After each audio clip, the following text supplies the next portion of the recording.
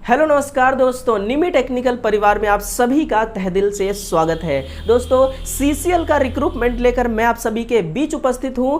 Central coalfield India limited company है दोस्तों, जो कोल इंडिया का एक मिनी रत्ना कंपनी है। इसका झारखंड और रांची में मुख्यालय है। इसी में एक स्पेशल रिक्रूटमेंट निकला हुआ है एसटी, एससी और ओबीसी कैंडिडेट्स के लिए। तो जो एसटी, एससी और ओबीसी कैंडिडेट्स हैं, शिद्दत से इस सेशन को आपको सुनना है।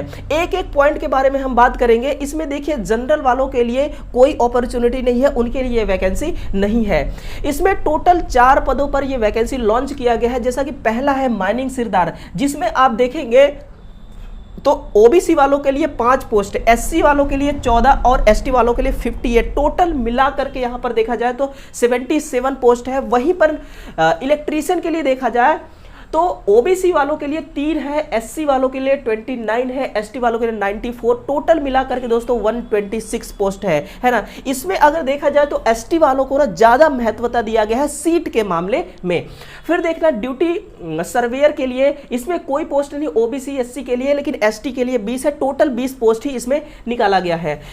इलेक्ट्रिकल यानी कि असिस्टेंट फोरमैन के लिए यहां पर 7 है, ओबीसी के लिए 23 है, एससी के लिए 77, एसटी के लिए टोटल मिलाकर के 107 पोस्ट है ना। असिस्टेंट फोरमैन के लिए टोटल जो वैकेंसीज निकाला गया है दोस्तों 300 पोस्ट पर इस वैकेंसी को लॉन्च किया गया है। एक एक पॉइंट के बारे में इस वैकेंसी में लिखा हुआ है कि कब आपका एग्जाम होगा, कब आपका एडमिट कार्ड आएगा, कब तक फॉर्म अप्लाई करने का डेट है, वो सारा डेटा मैं आपके सामने रखता हूं एक एक करके।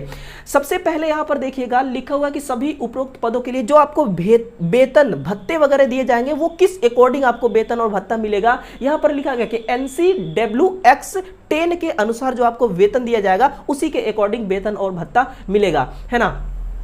फिर एक स्टेप में आपको आगे ले चलता हूं। देखिए, किसी भी चीज को जब आप लाइफ में कोई भी काम करते हैं तो आपके लिए कुछ रिस्ट्रिक्शन होते हैं, कुछ नोट्स होते हैं, वो जानना आपको बहुत जरूरी है। नहीं तो चीजें ना दोस्तों फिर जो हम एक्सपेक्ट करते हैं, जो सोच करके हम आगे बढ़ते हैं, वो सोच हमारी पूरा नहीं हो पाती है। तो नोट्स को पढ़ना आपके लिए बहुत जरूरी है। पहला है कि रिक्त पदों की संख्या को घटाने बढ़ाने की दोस्तों इनके पास पूरा परमिशन है।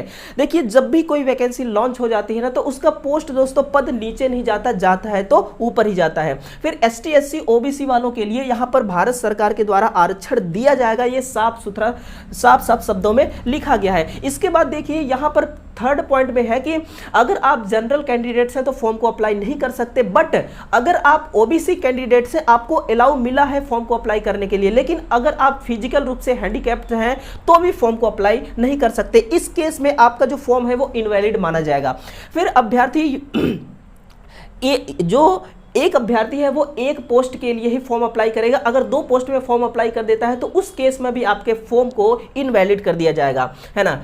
कुछ यहाँ पर और पॉइंट्स लिखे गए हैं, जैसा कि अगर आपके पास आपसे जो क्वालिफिकेशन मांगा गया है वो क्वालिफिकेशन नहीं है तो भी इनवैलिड हो जाएगा आपका फॉर्म, है ना।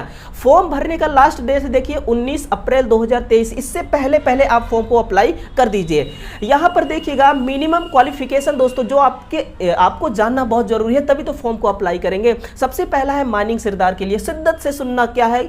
सबसे पहला सर्टिफिकेट होना चाहिए किसी भी मान्यता प्राप्त परीक्षा बोर्ड मैट्रिक का सर्टिफिकेट होना चाहिए। उसी के साथ में देखिए क्या है कि आपको आपके पास एक सर्टिफिकेट होना चाहिए जो माइनिंग में आपको काम करने का परमिशन देता हो, माइनिंग में काम करने का आपको अलाउ देता हो, है ना। ऐसा एक सर्टिफिकेट होना चाहिए और वो सर्टिफिकेट आपके पास होना बहुत जरूरी है। गैस टेस्टिंग सर्टिफिकेट होना चाहिए। फर्स्ट एड, यहां पर लिखा है वैलिड फर्स्ट एड सर्टिफिकेट, यानी कि 3 सर्टिफिकेट होना चाहिए, तभी जाकर के आप माइनिंग सरदार में क्या कर सकते हैं, फॉर्म को अप्लाई कर सकते हैं। इलेक्ट्रीशियन वाले सुनिए, उनके लिए क्या है, वही है कि अगर 10वीं है सर्टिफिकेट तो फॉर्म अप्लाई करिए, उसके समक्ष साथ में इलेक्ट्रीशियन ट्रेड का सर्टिफिकेट होना चाहिए, है ना। इससे जुड़ी कुछ और बातें आगे मैं बात करूंगा आपको। यहां पर देखिए क्या लिखा गया है कि साथ में 1960 एक्ट के तहत जो अप्रेंटिसशिप होती है ना, वो अप्रेंटिसशिप सर्टिफिकेट होना कंपलसरी मांगा गया है। इस चीज को इलेक्ट्रीशियन वाले सुन लीजिए। और इसी के साथ में यहां पर देखिए क्या होता है कि लाइसेंस, आपने सुना होगा कि इलेक्ट्रीशियन का एक लाइसेंस होता है जो आपको अलाउ करता है जो लो वोल्टेज होता है ना, एलवी लाइन होता है, उस पर काम करने का। देखिए एलवी जो होता है ना वो 660 वोल्ट तक होता है, लेकिन यहां पर 550 वोल्ट ही बताया गया है।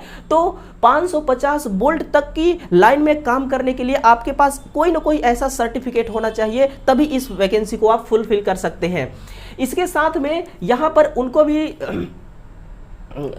उनके लिए भी बताया गया कि वो सर्टिफिकेट हो जो आपको खदानों में लाइट का काम करने के लिए अलाउ करता हो। उसी के साथ में ड्यूटी सर्वेयर के लिए भी देखिए यहाँ पर लिखा गया है कि 10वीं कम से कम मैट्रिक्स सर्टिफिकेट होना चाहिए, और वही कोयला खदानों में काम करने के लिए कोई आपके पास ऐसा सर्टिफिकेट हो, उस सर्टिफिकेट का नाम नहीं लिखा गया है, कोई भी सर्टिफिकेट हो लेकिन वो लीगल तरीके से बना हुआ हो और वो आपको अलाउ करता हो खदानों में काम करने के लिए, है ना। तो ये रहा आपका मिनिमम क्वालिफिकेशन। इसी के साथ में देखिएगा आप यहां पर साफ शब्दों में लिखा गया है कि जो आपका सीसीएल है ना, ये अंडरग्राउंड और बाहर दोनों तरह से कोयला पे काम कर रही है। आपका जो ड्यूटी है ना वो अंडरग्राउंड में भी लग सकती है, बाहर भी लग सकती है, कहीं पर भी लग सकती है। ये बात इन्होंने साफ साफ क्लियर किया है।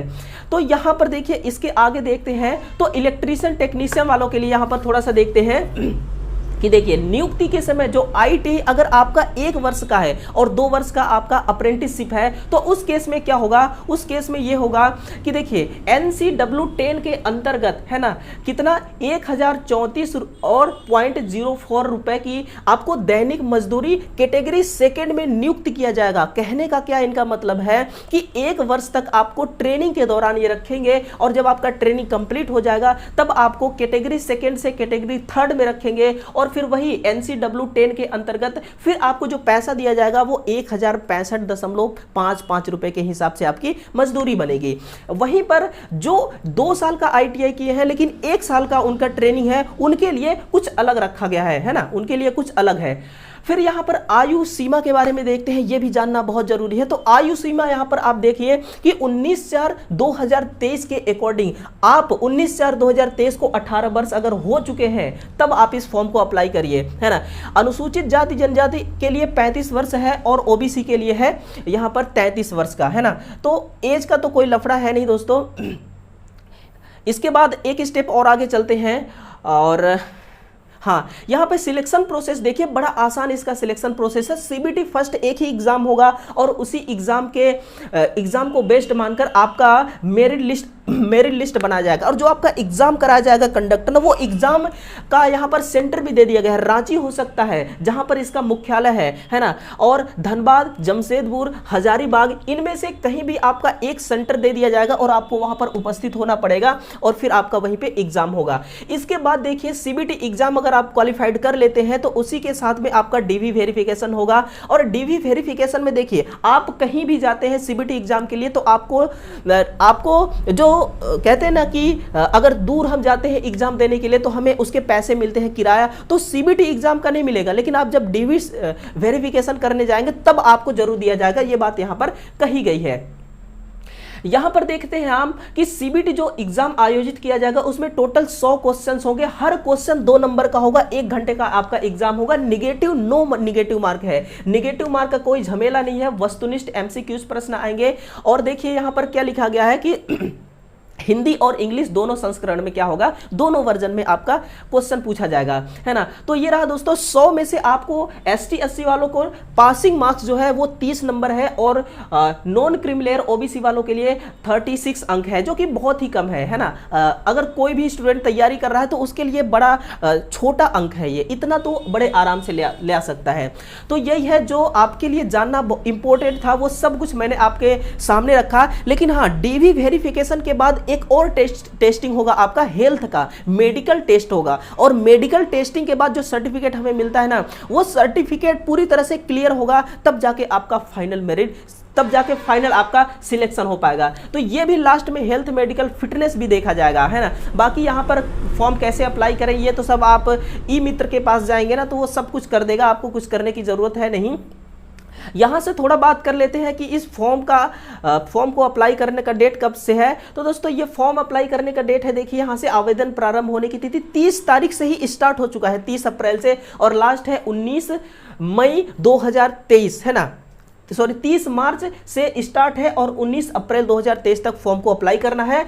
और 30 अप्रैल से लेकर के 4 मई तक आपका क्या होगा, एडमिट कार्ड भी आ जाएगा। यानी कि इतना फास्ट प्रोसेसिंग है इसका ना। फिर सीबीटी एग्जाम कब होगा? 5 मई 2023 को सीबीटी एग्जाम होगा और जो आपका रिजल्ट घोषित किया जाएगा, वो रिजल्ट लॉन्च किया जाएगा 29 मई 2023 को। यानी कि कुल मिलाकर के टोटल डिटेल्स आपके पास बता दिया गया है कि आपका एग्जाम कब होना है, एग्जाम होने के बाद रिजल्ट कब आएगा, है ना।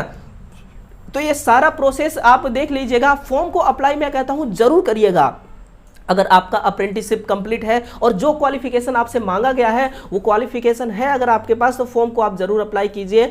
तो ये रहा दोस्तों इसका टोटल नोटिफिकेशन। सीसीएल देखिए, कोल इंडिया जो है ना, ये इसका अलग अलग ब्रांच है, अलग अलग इसका सेंटर कहने का मतलब है अलग अलग सेंटर है। तो उसी में से एक सेंटर है सीसीएल, है ना, सेंटर कोलफील्ड लिमिटेड, इसी में वैकेंसी आई है स्पेशल रिक्रूटमेंट।